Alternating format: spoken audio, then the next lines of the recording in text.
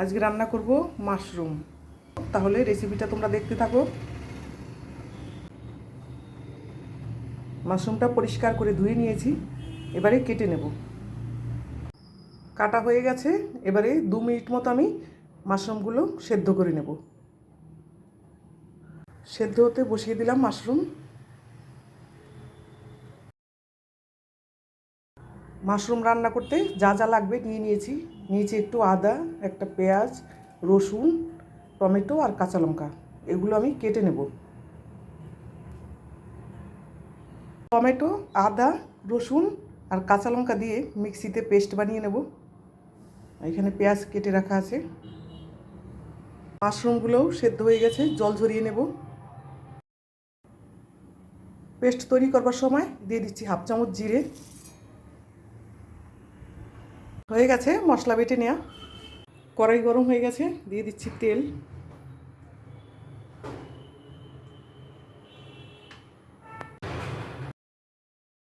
ফোড়নে দেব জিরে, তেজপাতা, শুকনো লঙ্কা, এলাইচি আর দারচিনি। এবারে কেটে রাখা পেঁয়াজ দিয়ে দেবো।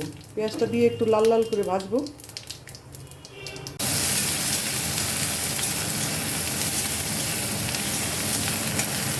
পেঁয়াজটা লাল করে ভাজা হয়ে গেছে, এবারে দিয়ে দিলাম বেটে রাখা মশলা। দিয়ে দিচ্ছি হলুদের গুঁড়ো,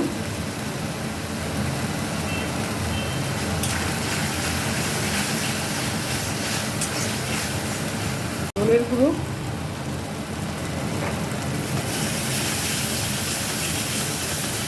কাশ্মীরি লাল লঙ্কা পাউডার।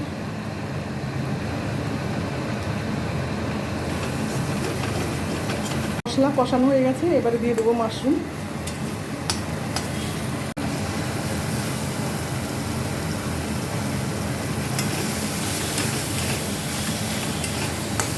গ্যাসটা কমিয়ে 1 মিনিটের জন্য ঢাকা দিয়ে রাখবো।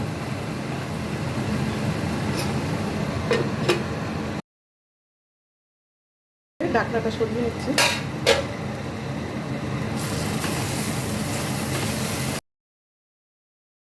দিচ্ছি জল।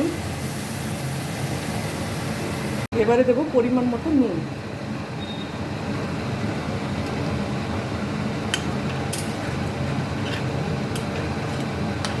আরও 5 মিনিট মিডিয়াম আঁচে ঢাকা দিয়ে রাখবো।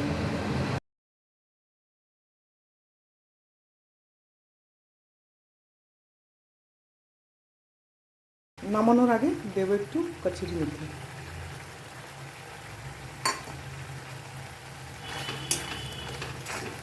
তৈরি হয়ে গেছে মাশরুম, এবারে নামিয়ে নেব।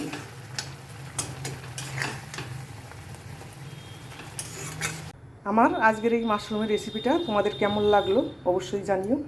ভালো লাগলে একটা লাইক করবে, কমেন্ট করবে আর আমার চ্যানেলের সঙ্গে থাকবে। Thank you.